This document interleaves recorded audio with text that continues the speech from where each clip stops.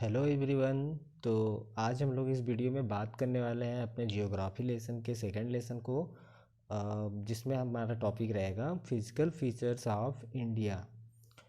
तो हम लोगों ने पहले लेसन में अपने इंडिया को काफ़ी ग्लोब पे वास्ट रूप से और पूरा उसका लोकेशन और साइज़ को ठीक से समझा था। तो अब हम लोग इस लेसन में बात करने वाले हैं कि उसके फिजिकल फीचर्स क्या हैं भौगोलिक रूप में या जियोलॉजिकली बात करें तो चलिए पहले लेसन को रीड करते हैं। You have already learned earlier that India is a vast country with varied land forms। जैसा कि हम लोग पहले ही अब पढ़ चुके हैं कि ये जो इंडिया है हमारा वो काफ़ी वास्ट कंट्री माना जाता है। और लैंड फॉर्म्स की दृष्टि से देखें तो अलग अलग प्रकार के लैंड फॉर्म्स इसके पूरे होल एरिया में देखने को मिलते हैं। What kind of terrain do you live in? आप किस तरह के क्षेत्र में रहते हैं? If you live in plains, यदि आप समतल के क्षेत्रों में रहते हैं, मैदानी भागों में रहते हैं, तो you are familiar with the vast stretches of plain land. तो आपको लंबे लंबे दूरी तक यानी काफ़ी अधिक दूरी तक आपको समतल यानी मैदानी भाग फैले हुए देखने को मिलेंगे। In contrast if you live in A hilly region, यदि आप पहाड़ी क्षेत्रों में रहते हैं तो the rugged terrain with mountains and valleys are common features. यदि आप पहाड़ी क्षेत्रों में रहते हैं तो आपको काफ़ी खुरदुरे उबड़ खाबड़ समतल देखने को मिल सकते हैं, खासतौर से पर्वत और घाटियाँ भी देखने को मिल सकती हैं। In fact, our country has practically all major physical features of the earth, that is mountains, plains, desert, plateau and iceland। तो यदि बात करें कि हमारे पूरी जो कंट्री है, हमारा जो इंडिया है, वह उसका जो पूरा ग्लोब एरिया है, ग्लोबल एरिया है या जियोलॉजिकल जो लैंड है वो देखें तो पर्वतों से समतल मैदानी भागों से या फिर कहें रेगिस्तान से या पठार से या फिर द्वीपों से भरा हुआ है। The land of India displays great physical variation. जो हमारे देश की इंडिया की जो लैंड है वो काफ़ी जो है वो फिजिकल यानी जो उसका भौतिक जो विभिन्नता है वो बड़े पैमाने पे देखने को मिलती है। जियोलॉजिकली यदि बात करें तो the peninsular plateau constitutes one of the Asian land mass on the earth surface. तो यदि बात करें जो हमारा पेनिनसुलर प्लेट्यू है, जो द्वीपी पठार है, वो आपका जो है एशियन लैंड मास है, यानी उसको प्राचीनतम लैंड मास माना जाता है पूरे अर्थ सरफेस का। तो it was supposed to be one of the most stable land blocks. और यह भी माना जाता था, सपोज यह भी माना जाता था कि यह सबसे ज़्यादा स्टेबल यानी स्थिर रहने वाला ज़मीन का हिस्सा है। स्थिर रहने का मतलब है कि यहाँ पर भूकंप नहीं आते हैं और यहाँ के प्लेटों में कोई परिवर्तन नहीं होता है। The Himalayas and the northern plains are the most recent landforms. और यदि बात करें हमारे जो हिमालयाज है या जो नॉर्दर्न प्लेन है हमारा, वो उसकी बात करें तो हमारे जो है वो और लैंड फॉर्म जो है वो काफ़ी न्यू है यानी रिसेंट यानी हाल ही में बने हुए लैंड फॉर्म्स हैं। लैंड फॉर्म्स की बेरीज को दिखाते हैं।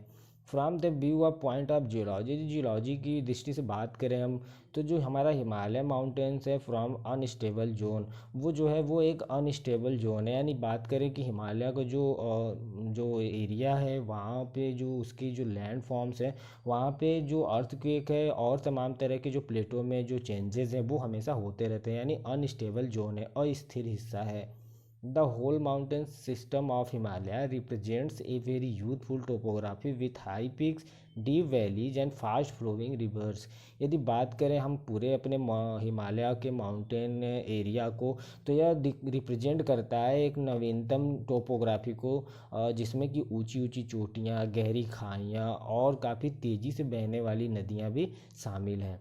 The northern plains are formed of alluvial deposits. और यदि बात करें यहाँ का जो नॉर्दर्न प्लेन्स हमारा है जो उसके जो प्लेन्स एरिया है वहाँ पर किस तरह की सॉइल जो है पाई जाती है, तो वो एलुवियल टाइप के सॉइल वहाँ पे पाए जाते हैं। The peninsular plateau is composed of igneous and metaphoric rocks with gently rising hills and wide valleys. और यदि साथ ही साथ बात करें हम अपने पेनिनसुलर प्लेट्यू की जो द्वीपी पठार हैं तो वो जो है इग्नियस और मेटाफोरिक रॉक से साधारणतः और ऊंची ऊंची पहाड़ियों से और चौड़ी घाटियों के साथ बनी हुई हैं। तो ये आपका कंट्री मैप है। तो हम इस कंट्री मैप में ये देख सकते हैं कि जो हिमालय का जो रेंज एरिया है वो आपका यहाँ इंदुस रिवर से स्टार्ट होके यहाँ आपका इस क्षेत्र तक अरुणाचल प्रदेश तक पूरा फैला हुआ है। और यदि बात करें तो ये जो है आपका यंग फोल्ड माउंटेन्स कहलाता है। और और इस जगह का जो लैंड मास एरिया है वो काफ़ी अनस्टेबल जोन होता है। और साथ ही साथ बात करें हमारे पूरे ग्लोब में, हमारे पूरे जो हमारा इंडिया है, जहाँ पर वो उस जगह के अगर लैंड की बात करें तो हमारा जो ये पेनिनसुलर प्लेट्यू है, यानी ये वाला हिस्सा, ये पूरा, ये काफ़ी हमारे इस अर्थ का काफ़ी जो है एशियंट लैंड मास माना जाता है। इसमें और ये भी माना जाता है कि यहाँ के जो प्लेट्यूज़ हैं, यहाँ की जो लैंड मास की स्थिति है, वहाँ पे चेंजेस नहीं होते हैं, यानी जो यहाँ का जो लैंड मास आपको देखने को मिलेगा वो काफ़ी प्राचीनतम देखने को मिलेगा। नेक्स्ट टॉपिक है हमारा मेजर फिजियोग्राफिक डिवीज़न। यदि बात करें इस पूरे लैंड मास के फिजियोग्राफिक डिवीज़न की, तो कई पार्ट्स में इसको डिवाइड किया गया है। जैसे कि physical features of India can be grouped under the following physiographic divisions. तो चलिए देखते हैं फिगर नंबर 2.2। उससे पहले हम ये देख लेते हैं कि पहले नंबर पर हमारा जो लैंड मास डिवाइड हुआ है वेरीज के कारण, वो है हिमालयन माउंटेन्स। और सेकेंड है हमारा नॉर्दर्न प्लेन्स। और थर्ड पेनिनसुलर प्लेट्यू। फोर्थ है आपका इंडियन डिज़र्ट, जो हमारा रेगिस्तान एरिया है। और साथ ही साथ कोस्टल प्लेन्स, यानी जो तटीय के क्षेत्र हैं। और साथ ही साथ लास्ट में जो ग्रुपिंग किया गया है वो है आइलैंड। तो ये 6 हैं। चलिए इनको हम मैप में देखते हैं।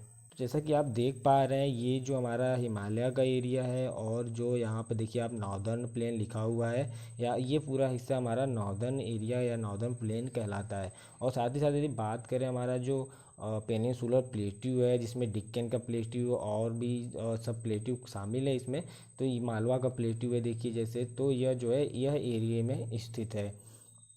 और यदि बात करें आपका डिज़र्ट, तो हमारा जो Indian great Indian Thar desert है वो आपका इस लोकेशन में बिलोंग करता है।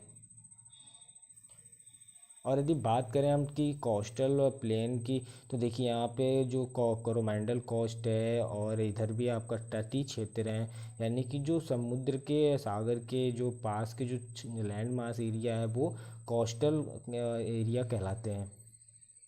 6 नंबर पे यदि बात करें हम अंडमान और निकोबार आइलैंड की और लक्षद्वीप आइलैंड की, तो ये भी आपको यहाँ पे देखने को मिल जाते हैं। इन सभी जो 6 डिवीज़न्स हैं हमारे पूरे कंट्री के लैंड फॉर्म के, तो उसको हम लोग एक एक करके रीड करने वाले हैं। तो चलिए पहले हमारा जो फर्स्ट टॉपिक रहेगा द हिमालयन माउंटेन्स, इसे पहले रीड करते हैं। तो साधारणतः हम लोग तो अपने हिमालय पर्वत के बारे में पिछले क्लासेस में हम लोगों ने बहुत सारे टॉपिक्स को क्लियर किया है और बहुत कुछ जानते भी हैं। लेकिन चलिए पहले ये जानते हैं कि ये कैसे बना है और किस तरह से ये, और कैसे इसका रूपांतरण होता रहता है। The Himalayas, geologically young and structurally fold mountains, stretch over the northern borders of India। यदि बात करें अपने हिमालय की, तो ये जियोलॉजिकली नवीनतम है, यानी नया है। और यदि स्ट्रक्चरली बात करें इसकी, तो यह जो माउंटेन्स है या फोल्ड माउंटेन्स कहलाता है। अब ये फोल्ड माउंटेन्स क्या होता है, तो आप लोगों ने क्लास 6 में पढ़ा होगा। फोल्ड माउंटेन्स मीन्स होता है कि जैसे कोई प्लेन है, प्लेन कोई प्लेन लैंड मास है, और उसके प्लेटों में नीचे कोई चेंजेस होते हैं, तो उस चेंजेस के कारण यदि ऊपर के प्लेट कहीं से ऐसे मुड़ जाते हैं, फिर इसी तरह से अगली बार चेंजेस होने पे थोड़ा और मुड़ जाते हैं, फिर इस तरह से कुछ और मुड़ जाते हैं, तो ये जो इंक्रीजिंग हाइट होती है, इस तरह से हिमालय जो है बना हुआ है। हिमालय का जो निर्माण हुआ है बिल्कुल इसी फोल्ड टाइप से हुआ है। These mountain ranges run in a west east direction from the Indus to Brahmaputra. यदि बात करें इसके वास्ट की और विड्थ की, तो यह माउंटेन जो रेंज है हिमालय का, वो पश्चिम से पूर्व की डायरेक्शन में फैला हुआ है। और यदि बात करें लोकेशन की, तो इंदुस से लेके ब्रह्मपुत्र यानी सिंधु नदी से ब्रह्मपुत्र नदी तक यह फैला हुआ है। तो चलिए एक बार इसको फिगर में देख लेते हैं। आप देख सकते हैं फिगर में, ये आपका इंदुस रिवर है, और यहाँ से लेके पूरा और रेंज जो है हिमालय का ऐसे करके पूरा इस हिस्से तक फैला हुआ है। और यहाँ पर है आपका Brahmaputra river. The Himalayas represent the loftiest and the one of the most rugged mountain ranges of the world। यदि बात करें हिमालय के देखने पर ये कैसा लगता है, तो यह रिप्रेजेंट करता है लॉफ्टिएस्ट, ये लिफ्ट का सुपरलेटिव डिग्री है। लॉफ्टिएस्ट सबसे ऊंची ऊंची ऊंचाइयाँ, and one of the most rugged mountain barriers of the world, और साथ ही साथ काफ़ी उबड़ खाबड़ से भरे हुए पर्वतीय क्षेत्रों को दर्शाता है। They form an arc. यदि बात करें इसके बनावट की, तो यह जो है एक आर्क का जो शेप है वो जो है निर्माण करता है, which covers A distance of about 2400 kilometre. एक बार फिगर के माध्यम से इसको देखते हैं। तो आप देख रहे हैं कि यह जो यहाँ से और इस तरह से जो कुछ इस तरह से जो इसका शेप है, इसे ही आर्क कहते हैं, आर्क शेप कहते हैं। और इसकी जो लेंथ है वो 2400 किलोमीटर यहाँ से लेके पूरा यहाँ तक फैला हुआ है। ये जो यहाँ से यहाँ तक की इसकी डिस्टेंस है, याद रहना चाहिए 2400 किलोमीटर है। और इसकी यदि चौड़ाई की बात करें हम, the with varies from 400 kilometre. चौड़ाई की बात करें तो यह इसमें भी काफ़ी डिफरेंसेस हमें देखने को मिल जाते हैं। यदि कश्मीर के क्षेत्रों में यदि हम देखें तो यह 400 किलोमीटर तक चौड़ा है, और यदि अरुणाचल प्रदेश की बात करें तो यह 150 किलोमीटर चौड़ा है।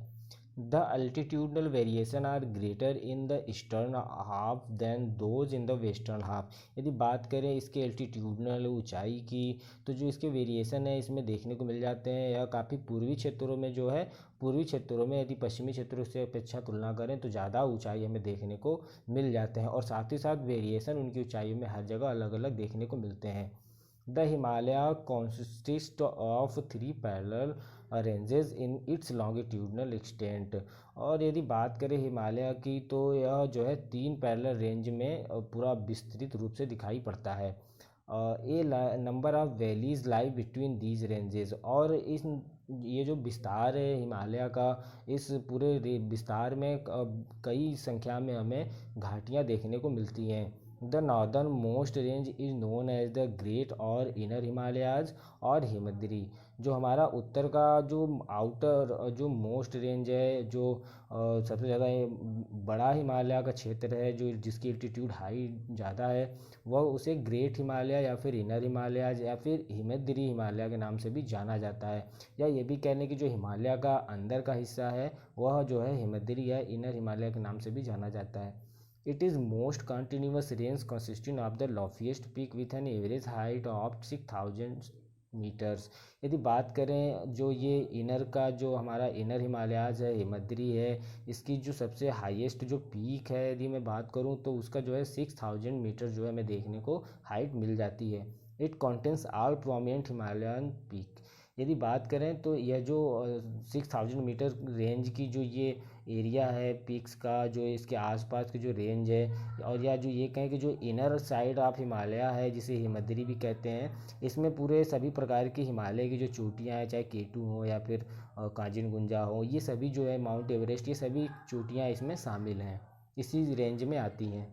फिगर के माध्यम से हम लोग एक चीज़ समझते हैं कि इनर हिमालय किसे कहते हैं और आउटर हिमालय किसे कहते हैं। तो आपको मैं बताऊं कि ये जो हिस्सा है यानी इस तरह के बॉर्डर पे जो हिस्सा है उसे इनर हिमालय कहते हैं। और जब इससे आप हमारे प्लेन की तरफ, नॉर्दर्न प्लेन की तरफ आएंगे तो जो इधर के जो ये लास्ट जो हिमालयाज़ की जो रेंज है, इन्हें आउटर हिमालय के नाम से जाना जाता है। तो आप देख सकते हैं यहाँ पर कुछ लिस्ट है, some highest peaks of Himalayas. Himalaya की जो चोटियाँ रेंज है उसका, उसमें कुछ महत्वपूर्ण हाइट वाली जो हिमालयाज के रेंज है उनके नाम दिए हुए हैं। द फर्स्ट नंबर पर आता है द माउंट एवरेस्ट, जिसकी हाइट यहाँ पर दी हुई है। इसी तरह से कांचनजुंगा, मकालू, धालूगिरी, नागा प्रभात और अन्नपूर्णा, नंदा देवी, कमेट, नमचा बावरा एंड गुल्ला मंदाता। और ये लोकेशन हुआ है किस कंट्री में आते हैं, मैक्सिमम आप देख सकते हैं इसमें नेपाल एंड इंडिया दोनों कंट्री में ये जो हिमालय रेंज है वो लाई करता है। The folds of the great Himalayas are asymmetrical in nature. और यदि बात करें कि ये जो अभी आपको पहले टॉपिक में पढ़े हम लोग कि यह जो हिमालय है वो जो बना है वो फोल्ड माउंटेन्स की तरह बना हुआ है, यानी उसमें जो चेंजेस आए हैं वो फोल्ड्स की तरह हुए हैं, जो उसके टेक्टोनिक प्लेट्स हैं वो फोल्ड हुए हैं। तो उसी तरह से इसलिए इसका जो शेप है वो सिमेट्रिकल है नेचर से। और यदि बात करें the core of this part of Himalaya is compose of granite. यदि बात करें इसके कोर की, कोर मतलब सबसे अंदर का हिस्सा, तो वो जो कोर है वो आपका ग्रेनाइट से बना हुआ है। It is permanently snow bound. और इस ग्रेनाइट के ऊपर, और या बात करें इस हिमालय के चारों तरफ हमेशा बर्फ़ जो है वो ढकी रहती है या बर्फ़ से बंधा हुआ रहता है। And A number of glacier descend from this range. और यदि बात करें ग्लेशियर की तो बड़ी संख्या में यहाँ से ग्लेशियर जो है और निकलते हैं। ग्लेशियर मीन्स होता है जो बर्फ़ पिघल के जो नदियों का रूप ले लेती है, उसे ग्लेशियर कहा जाता है। The range lying to the south of the Himadri forms the most rugged mountain system and is known as Himachal और लेजर हिमालय। और यदि बात करें हिमालय के विस्तार की जो कि दक्षिण में है, तो वहाँ पे जो यहाँ पे हिमालयाज़ है वो हिमद्री है, ये जो हिमद्री है वो बनाता है वहाँ के पर्वतों को काफ़ी रज्ड यानी काफ़ी खुरदुरे उबड़ खाबड़। और इस पूरे सिस्टम को या उस क्षेत्र को हिमाचल या फिर निम्न हिमालय भी कहा जाता है। निम्न हिमालय का मतलब है नीचे, उसकी हाइट काफ़ी कम है। The ranges are mainly compose of highly compressed and alternate rocks. और यदि बात करें ये जो लेज़र हिमालय का है, तो इसके जो इसके जो कंपोजिशंस है वो काफ़ी कंप्रेस्ड है, काफ़ी ज़्यादा हाईली उच्चतम प्रकार के प्रेशर से ये बने हुए हैं और अल्टरनेट रॉक से बने हुए हैं। The altitude varies between 3700 and 4500 metres. और यदि इस रेंज की यानी लेज़र हिमालय के रेंज में जो हाइट है, यदि ऊंचाई की बात करें तो वह भी काफ़ी वेरीज है, काफ़ी अलग अलग देखने को मिलती है, जो कि 3700 मीटर से हमें हाइट देखने को मिलती है और कोई हाइट तो 4500 मीटर्स तक भी देखने को पाई जाती है। And the average with is of 50 kilometre. और यदि बात करें इसकी चौड़ाई की, तो उसकी चौड़ाई का जो औसतम है वो 50 किलोमीटर तक हमें देखने को मिल सकता है। While the Pir Panjal range from the longest and the most important range. और जो वहाँ का जो पीर पांजल जो विस्तार है इसका लेज़र हिमालय का, वो जो है सबसे ज़्यादा लंबा और सबसे ज़्यादा महत्वपूर्ण क्षेत्र इस लेज़र हिमालय का माना जाता है। The Dhauladhar and the Mahabharata range are also prominent ones. और इसी में आपका धौलाधार जो हिमालय रेंज है और महाभारता रेंज है, यह भी इसी में शामिल है। This range consist of the famous valley of Kashmir and Kangra and Kullu valley in Himachal Pradesh. और यदि बात करें यहाँ पे वैलीज़ की, तो काफ़ी ज़्यादा यहाँ पे फेमस वैलीज़ पाई जाती हैं, जैसे कश्मीर में है और कांगड़ा में, कुल्लू वैली में, ये सब हिमाचल में पाई जाती हैं। और जो ये खूबसूरत जो वैलीज़ हैं, इन्हें हिल स्टेशन के नाम से भी जाना जाता है। और यदि बात करें outer most range of Himalaya की, जैसे कि तो उसे शिवालिक कहते हैं। और आउटर मोस्ट यानी जो नॉर्दर्न प्लेन की तरफ है उसे शिवालिक हिमालय रेंज कहते हैं। और साथ ही साथ यह एक्सटेंड है, फैला हुआ है, इसकी चौड़ाई जो है 10 to 50 किलोमीटर तक ये चौड़ी होकर फैली हुई है। And have an altitude varying between 900 and 1100 metres. यदि बात करें इसकी ऊंचाई की, तो इसमें भी डिफरेंस हमें देखने को मिल जाते हैं 900 से 1100 मीटर्स तक। These ranges are composed of unconsolidated sediments brought down by rivers from the main Himalaya range located further north। तो जो उत्तर में जो ग्रेट हिमालय है वहाँ से जो रिवर्स निकलते हैं, जो ग्लेशियर्स निकलते हैं, वो अपने साथ काफ़ी अनकॉन्सोलिडेटेड और सेडिमेंट्स को लेकर आते हैं, जिनकी वजह से जो है यह यहाँ का जो रेंज है, जो हिमालय है जिसे शिवालिक हिमालय कहते हैं, यह जो है बना हुआ है। These valleys are covered with thick gravel and alluvium. यदि बात करें यहाँ इसकी घाटियों की, तो जो है काफ़ी थिक यानी मोटे, ग्रेवल यानी कीचड़ कह सकते हैं आप, काफ़ी दलदला टाइप का है, एंड एलुएम सॉइल से भी मिक्स है। The longitudinal valley lying between lesser Himalaya and the Shivaliks are known as duns. यदि बात करें हम लॉन्गिट्यूडनल घाटियों की, तो यहाँ पे जो लेजर हिमालय और जो ग्रेटर हिमालय के बीच में आती हैं, तो वो शिवालिक को कहते हैं दून्स के नाम से भी उस शिवालिक के हिमालय रेंज को भी जाना जाता है। कुछ और भी दून के नाम से फेमस हैं, जैसे Dehradun, Kotli Dun and Patli Dun are some of the well known duns. Beside the longitudinal divisions, the Himalayas have been divided on the basis of regions from west to east। यदि बात करें लॉन्गिट्यूडनल डिवीजन की, तो अभी हम लोग जान चुके हैं। और इसके अलावा यदि बात करें तो हिमालय को उसके क्षेत्रों के आधार पर पश्चिम से पूर्व की तरफ बांटा गया है। These divisions have been demarcated by the river valleys. यदि बात करें इस डिवीजन की, तो जो नदियाँ घाटियाँ हैं ये उसके आधार पे डेमिक्रेटेड हुई हैं यानी बांटा गया है। फॉर द एग्जाम्पल, यदि उदाहरण के तौर पे समझे, तो the part of Himalayas lying between Indus and Sutlej have been traditionally known as Punjab Himalaya, but it is also known regionally as Kashmir and Himachal Himalaya from the west to east respectively. तो यदि बात करें उस हिमालय की जो इंदुस और सतलुज के बीच में आती है, तो वहाँ पे ट्रेडिशनली रूप से उसको पंजाब हिमालय के नाम से जाना जाता है, जो कि पाकिस्तान रेंज में आता है। और साथ ही साथ और भी हैं, जैसे कश्मीर में कश्मीर हिमालय और हिमाचल हिमालय के नाम से पश्चिम से पूर्व की तरफ इसको जाना जाता है। The part of Himalayas lying between Sutlej and Kali rivers is known as Kumaon Himalayas. और साथ ही साथ जो हिमालय रेंज आपका सतलुज और काली नदी के बीच में आता है उसे कुमाऊन हिमालय के नाम से भी जाना जाता है। और तीसरा जो इसको डिवीज़न किया गया है एज ए रिवर, वो काली और तीस्ता नदियों के बीच में जो डिमिग्रेट किया गया है उस हिमालय को नेपाल हिमालय भी कहा जाता है। And the part lying between Teesta and Dihang rivers is known as Assam Himalaya. And the fourth part जो है जो कि नदी तीस्ता और दिहांग नदी के बीच में आता है, दिहांग चाइना में है, तिब्बत में, तो वहाँ की इन दोनों नदियों के बीच में जो हिमालय का जो रेंज आता है उसे आसाम हिमालय ट्रेडिशनली के नाम से भी जाना जाता है। तो इसे हम लोग एक फिगर के माध्यम से देखेंगे।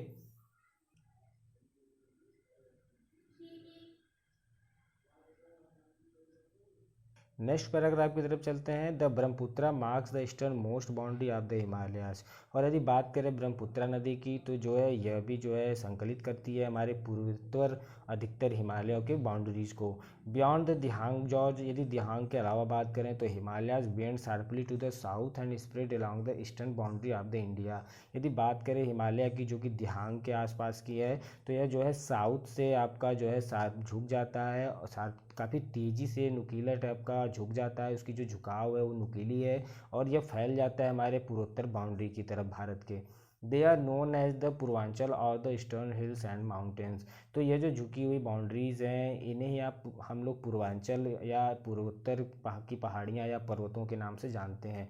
These hills running through the north eastern states are mostly compose of strong sandstones. यदि बात करें इन पहाड़ियों की जो कि उत्तर से पूर्व की तरफ बह रही हैं या फैली हुई हैं तो ये जो हैं ये काफ़ी जो है स्ट्रॉन्ग मजबूत बली पत्थरों से बनी हुई है, सैंडस्टोन से।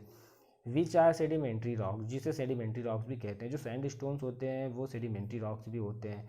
कवर्ड विथ डेंस फॉरेस्ट, और साथ ही साथ यह जो रेंज है हिमालय का यदि बात करें तो काफ़ी ज़्यादा घने जंगलों से भरा हुआ है, ढका हुआ है। They mostly run as parallel ranges and valleys. और यह जो आपका जो डेंस फॉरेस्ट है यह आपको हर जगह पूरे लैंड एरिया में देखने को नहीं मिलता है, बल्कि जिधर जिधर से वैलीज आपकी गई होती हैं, फैली हुई होती हैं, जो वैलीज की रेंजेज हैं उसी के किनारे किनारे पर आप डेंस फॉरेस्ट को देख सकते हैं।